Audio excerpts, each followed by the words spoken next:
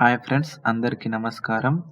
So, ఈరోజు TSPSC group 2 paper 1 previous question పేపర్‌ని మీ ముందుంచుతున్నాను. ఈ పేపర్‌లో క్వెషన్స్ ఏ విధంగా అడిగాడో చూద్దాం. సో, దయచేసి ఈ వీడియోని కంప్లీట్‌గా చూసి, మీకు ఈ వీడియో నచ్చినట్లయితే లైక్ చేయండి, సబ్స్క్రైబ్ చేయండి. సో, ఈ పేపర్ 1లో జనరల్ స్టడీస్ పైన క్వెషన్స్ ఏ విధంగా అడిగాడో చూద్దాం. సో, ఫస్ట్ క్వెషన్ వచ్చేసి, కొత్త వంతెన పుస్తక రచయిత ఎవరు? కొత్త వంతెన పుస్తక రచయిత ఎవరు? ఈ కింది ఆప్షన్స్‌లో correct option is 3. Answer is K. Srinivas. కొత్త వంతెన పుస్తక రచయిత కె. శ్రీనివాస్. Second question. ఈ కింది వారిలో ఎవరు నిజాం కాలంలో నల్లగొండ నుండి నీలగిరి పత్రికను ప్రచురించారు? నీలగిరి పత్రికను ప్రచురించిన వారు సెబ్నవీస్ వెంకటరామ నరసింహారావు. ఈ సెబ్నవీస్ వెంకటరామ నరసింహారావు నిజాం కాలంలో నల్లగొండ నుండి నీలగిరి పత్రికను ప్రచురించారు. Next third question. ఈ కింది వారిలో ఎవరు ప్రబంధ వాగ్మయ వికాసంపై సిద్ధాంత గ్రంథాన్ని ప్రచురించారు?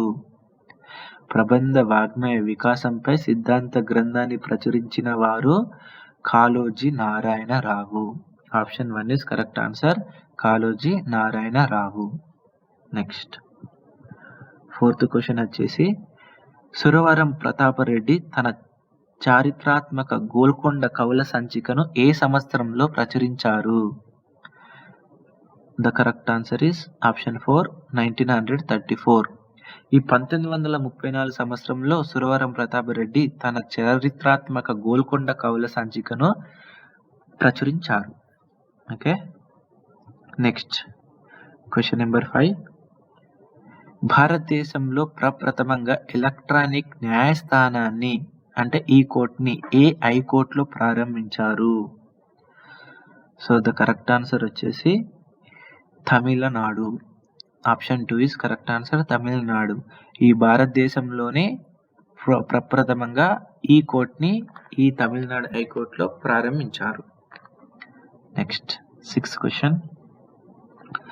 ఇత్తడి కళాఖండాలకు పేరొందిన తెలంగాణలోని ఏ ప్రాంతంలో మెటల్ క్లస్టర్ని ఏర్పాటు చేయడానికి కేంద్ర ప్రభుత్వం నిధులు మంజూరు చేసింది? The correct answer is option 4, Nirmal. So నిర్మల్లోని ఇత్తడి కళాఖండాలకు పేరొందిన తెలంగాణలోని ఈ నిర్మల్లో మెటల్ క్లస్టర్ను ఏర్పాటు చేయడానికి కేంద్ర ప్రభుత్వం అయితే నిధులు మంజూరు చేయడం జరిగింది. Next question number 7. మాజీ ప్రధాని పివి నరసింహారావు జీవితంపై ఇటీవల విడుదలైన హాఫ్ లయన్ పుస్తక రచయిత ఎవరు? So the correct answer is option 3, Manmohan Singh. So మాజీ ప్రధాని పివి నరసింహారావు జీవితంపై ఇటీవల విడుదలైన హాఫ్ లయన్ పుస్తక రచయిత ఎవరు? Manmohan Singh. Next question number 8. Telangana సాంప్రదాయ వంటకం ఉప్పుడు పిండి దేన్ని పోలి ఉంటుంది? సో ఫస్ట్ ఆఫ్ ఆల్ ఇందులో ఇంకో క్వశ్చన్ కూడా అడిగే ఛాన్సెస్, తెలంగాణ సాంప్రదాయ వంటకం అని కూడా అడిగే ఛాన్సెస్ ఉంది. ఉప్పుడు పిండి దేన్ని పోలి ఉంటుంది? The correct answer is pongal. ఉప్పుడు పిండి పొంగల్ని పోలి ఉంటుంది. నెక్స్ట్ 9th క్వశ్చన్ వచ్చేసి, తెలంగాణలో ప్రసిద్ధమైన పిండి వంటకాల్లో ఒకటైన సకినాలు ఆర్ చకినాలు తయారీలో బియ్య పిండితో పాటు ఈ కింది వాటిలో దేన్ని ఉపయోగిస్తారు? సో ద కరెక్ట్ ఆప్షన్ వచ్చేసి 4, రాగులు. సో ఈ రాగులను అయితే ఈ బియ్య పిండితో పాటు ఉపయోగిస్తారు సకినాలు చేసేటప్పుడు. Next 10th one. ఈ మధ్యకాలంలో తెలంగాణ ప్రభుత్వం చందాల కేశవదాసు 140వ జన్మదినాన్ని జరుపుకుంది. అయితే ఆయన ఎవరు? సో అతను మాత్రం ఈ మొదటి తెలుగు సినిమా గేయ రచయిత. మొదటి తెలుగు సినిమా గేయ రచయిత ఎవరు? కేశవదాసు. చందాల కేశవదాసు మొదటి తెలుగు సినిమా గేయ రచయిత. నెక్స్ట్ 11వ క్వశ్చన్ వచ్చేసి, బెజవాడ విల్సన్ కు రామన్ మెగాసెసే అవార్డు ఈ కింది రంగంలో చేసిన కృషికి లభించింది. సో అతను వచ్చేసి మహిళను అక్రమ రవాణా నుండి రక్షించడం. ఆప్షన్ 3 కరెక్ట్ ఆన్సర్ ఇస్ మహిళలను అక్రమ రవాణా నుండి రక్షించడం కోసం ఈ బెజవాడ విల్సన్కు రామన్ మెగాసెసే అవార్డు లభించింది. Next question number 12. Global gender gap report 2015 భారతదేశానికి ఈ కింది అంశంలో అధిక స్థానాన్ని ఇచ్చింది. సో దేనికి ఇచ్చేసిందంటే కరెక్ట్ ఆన్సర్ ఈస్ 2, రాజకీయాల్లో భాగస్వామ్యం. ఆప్షన్ 2 ఇస్ కరెక్ట్ ఆన్సర్, రాజకీయాల్లో భాగస్వామ్యం. Next 13 question. బాల కార్మిక నిషేధ మరియు నియంత్రణ చట్టాన్ని 2016వ సంవత్సరంలో సవరించి బాల కార్మిక వ్యవస్థను ఈ కింది వృత్తుల్లో తప్ప అన్నింటిలోనూ రద్దు చేశారు. So the correct answer is option 2, నిర్మాణ రంగం. ద కరెక్ట్ ఆన్సర్ ఈస్ నిర్మాణ రంగం. ఈ నిర్మాణ రంగంలో తప్ప మిగతా అన్నింటిలోనూ రద్దు చేశారు. Next 14th. 21వ భారత లా కమిషన్ అధ్యక్షులు ఎవరు? 21వ లా కమిషన్ అధ్యక్షుడు వచ్చేసి correct option is 3, justice DK Jain. Justice DK Jain is 21వ భారత లా కమిషన్ అధ్యక్షులు.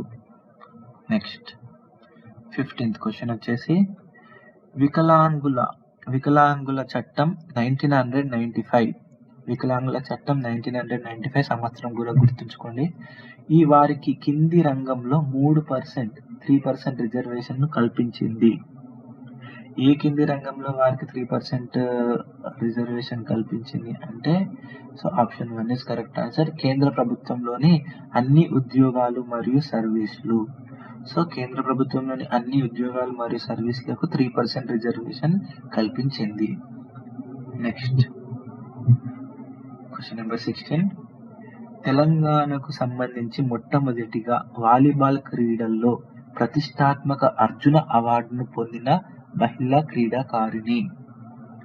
సో ద కరెక్ట్ ఆన్సర్ వచ్చేసి ఆప్షన్ 3, జి ములిని రెడ్డి. సో తెలంగాణకు సంబంధించి మొట్టమొదటిగా వాలీబాల్ క్రీడల్లో జి ములిని రెడ్డి అర్జున అవార్డు పొందిన మహిళా క్రీడాకారిణి. వెరీ ఇంపార్టెంట్ క్వశ్చన్ అండి ఇది. Next question number 17. తెలంగాణ నీటిపారుదల శాఖ భారత అంతరిక్ష పరిశోధన సంస్థతో చేసుకున్న అవగాహన ఒప్పందం దేనికి సంబంధించింది? So the correct answer is option 3, తెలంగాణలో నీటి ప్రదేశాలను గుర్తించడానికి ఈ ఇస్రోతో ఈ నీటిపారుదల శాఖ ఒప్పందం చేసుకుంది. Next question number 18.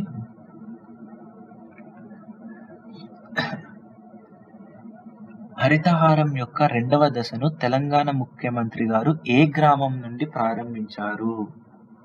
So the correct answer is very important question. This is Chilukuru, Rangareddy జిల్లా. చిలుకూరు గ్రామంలోనే రంగారెడ్డి జిల్లాలోని హరితహారం యొక్క 2వ దశను ప్రారంభించడం అయితే జరిగింది. Question number 19. ఓజోన్ పొర అతినీల లోహిత కిరణాలను భూమికి రాకుండా కాపాడుతుంది. ఈ కింది వాటిలో ఏది ఓజోన్ పొరకు హాని కలుగజేస్తుంది? ద కరెక్ట్ ఆన్సర్ వచ్చేసి ఆప్షన్ 3, ఎరువుగా వాడే యూరియా. ఈ ఎరువుగా వాడే యూరియా అయితే ఓజోన్ పొరకు హాని కలిగిస్తుంది. Question number 20. National disaster response force కేంద్ర ప్రభుత్వంలో ఏ మంత్రిత్వ శాఖ ఆధీనంలో పనిచేస్తుంది? సో ద కరెక్ట్ ఆన్సర్ వచ్చేసి ఆప్షన్ 4, పర్యావరణ మంత్రిత్వ శాఖ. ఈ ఎన్డీఆర్ఎఫ్ అనేది పర్యావరణ మంత్రిత్వ శాఖ ఆధీనంలో పనిచేస్తుంది. Question number 21.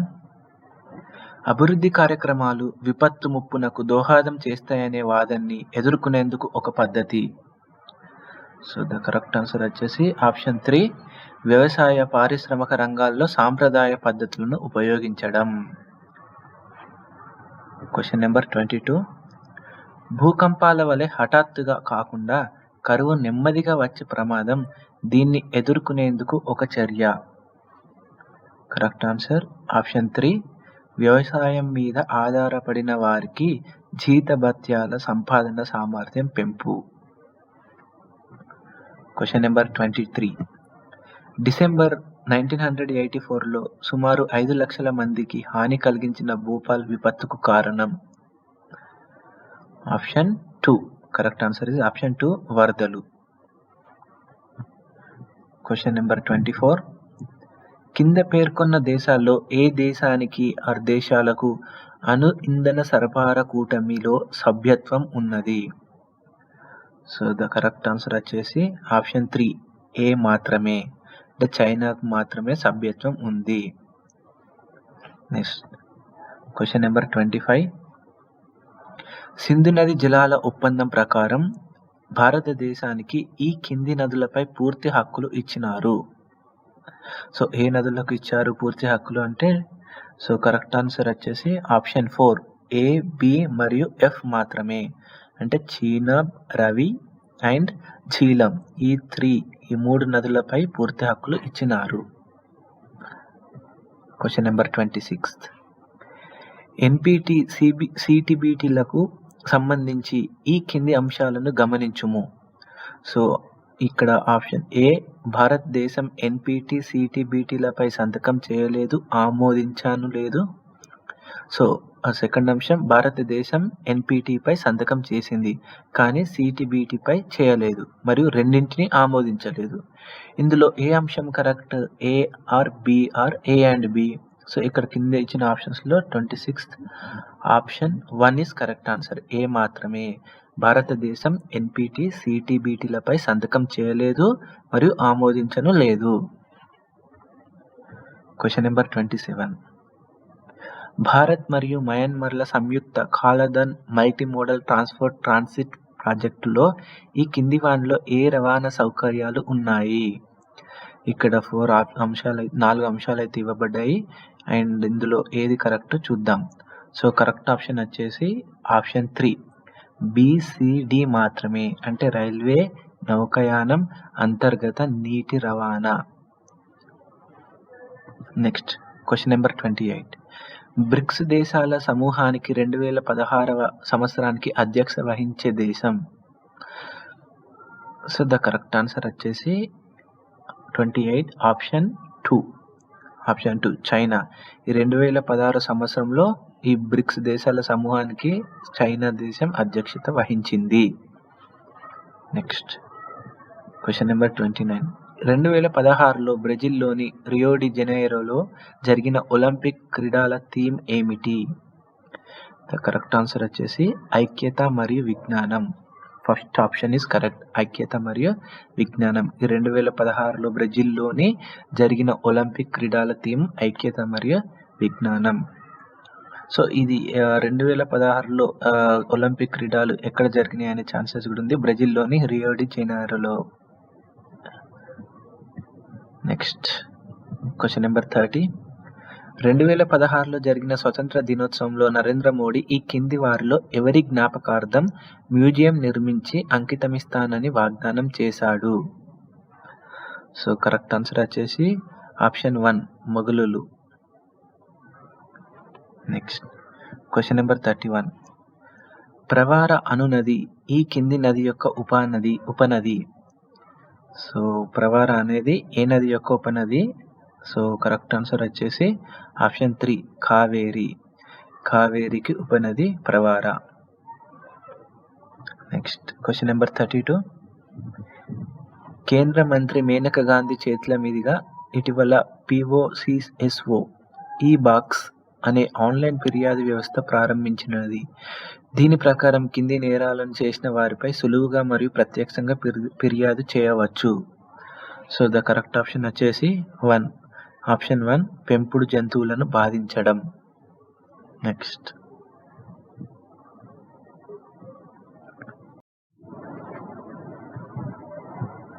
Question number 33. వ్యాపారాత్మకంగా గర్భాన్ని అద్దెకివ్వడాన్ని నిరోధించడానికి ఈ మధ్య కేంద్ర మంత్రివర్గం సరోగసీ నియంత్రణ బిల్లు 2016కు ఆమోదం తెలిపింది. ఈ బిల్లుకు సంబంధించి కింది వాటిలో ఏది సరైనది? సో ఇక్కడ ఆప్షన్స్ ఇచ్చారు. So option 2 is correct answer, B మాత్రమే. అంటే ఇది వ్యాపారాత్మక సరోగసిని దానిని సంబంధించి మానవ పిండాలను అమ్మడం మరియు కొనడాన్ని నిషేధిస్తుంది. Next question number 34. భూగర్భ జల అభివృద్ధి స్థాయి అధికంగా గల రాష్ట్రం. సో ద కరెక్ట్ ఆన్సర్ వచ్చేసి ఆప్షన్ 1 గుజరాత్. ఈ భూగర్భ జల అభివృద్ధి స్థాయి అధికంగా గల రాష్ట్రం గుజరాత్. నెక్స్ట్ 35. 2016 రియో ఒలింపిక్స్లో నూతనంగా ప్రవేశపెట్టబడని ఆట ఏది? ఏ ఆటను ప్రవేశపెట్టబడలేదు? సో కరెక్ట్ ఆన్సర్ వచ్చేసి ఆప్షన్ 1 వాటర్ పోలో. ఈ వాటర్ పోలోనైతే నూతనంగా ప్రవేశపెట్టబడని ఆట 2016లో. Next 36వ question. దక్షిణ భారతదేశంలోని నీలగిరి కొండలకు దక్షిణ చివరన ఉన్న కనుమ ఏది? సో ద కరెక్ట్ ఆన్సర్ వచ్చేసి ఆప్షన్ 1 ఫాల్ఘాట్ సందు. Next question number 37. ఆసియా ఖండంలో బ్రహ్మపుత్ర నది వివిధ దేశాల్లో ప్రవహిస్తుంది. ఆ దేశాలు ఏవి? సో కరెక్ట్ ఆన్సర్ వచ్చేసి ఆప్షన్ 3 చైనా, భారత్, భూటాన్ మరియు బంగ్లాదేశ్. ఈ ఆసియా ఖండంలోని బ్రహ్మపుత్ర నది ఈ దేశాల గుండా ప్రవహిస్తుంది. ఏ దేశాలండి? చైనా, భారత్, భూటాన్ మరియు బంగ్లాదేశ్. Question number 38. భారతదేశంలో ప్రస్తుతం 3 బంగారు గనులు పనిచేస్తున్నాయి. వాటిలో ఒకటి. సో ఆప్షన్ వచ్చేసి ఆప్షన్ 3 and 4 సింగ్రా పశ్చిమ బెంగాల్ అండ్ సాంగ్లీ మహారాష్ట్ర. ఈ రెండు కూడా ఈ ప్రస్తుతం ఉన్న 3 బంగారు గనులు పనిచేస్తున్నాయి. Next question number 39. భారత్ నైరుతి ప్రాంతంలో ఉన్న అత్యంత ఎత్తైన పర్వత శిఖరం ఏది? సో ద కరెక్ట్ ఆన్సర్ వచ్చేసి ఆప్షన్ 2 సొన్సోగర్ శిఖరం. ఇది గోవాలో ఉంది. సొన్సోగర్ శిఖరం గోవా అత్యంత ఎత్తైన పర్వత శిఖరం. Next question number 40. హిమాలయ పర్వతాలు ఈ కింది 5 దేశాల్లో వ్యాపించున్నాయి. సో ఏ దేశాలు? సో కరెక్ట్ ఆన్సర్ ఆప్షన్ వచ్చేసి option 4 Australia, India, Nepal, China మరియు పాకిస్తాన్. Question number 41. కారకోరం అంటే నల్లటి పర్వతాలు ఈ కింది వాటిలో భాగం. ఏ కింది వాటిలో భాగం? Option 2 is correct answer Vindhya మరియు సాత్పుర పర్వత శ్రేణులు. సో ఈ వింధ్య మరియు సాత్పుర పర్వత శ్రేణులు కారకోరం దీనిలో భాగం. Question number 42. భారతదేశం ఋతుపవన వాతావరణానికి కారణాలు ఏమిటి?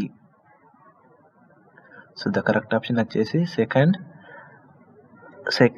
థర్డ్ మాత్రమే. ఇక్కడ ఇచ్చిన 4 అంశాల్లో రెండవది, 3వ అంశం మాత్రమే కరెక్ట్. సో ఆ 2 అంశాలు ఏంటి అండి? ఉష్ణోగ్రత భేదాలు, ఊర్ధ్వవాయు ప్రసారణం. Next question number 43. ఈ మధ్య భారతదేశంలో అత్యధిక వార్షిక వర్షపాతం ఎక్కడ నమోదు అయ్యింది? Question number 43 option 1 Namchi Sikkim. Question number 44.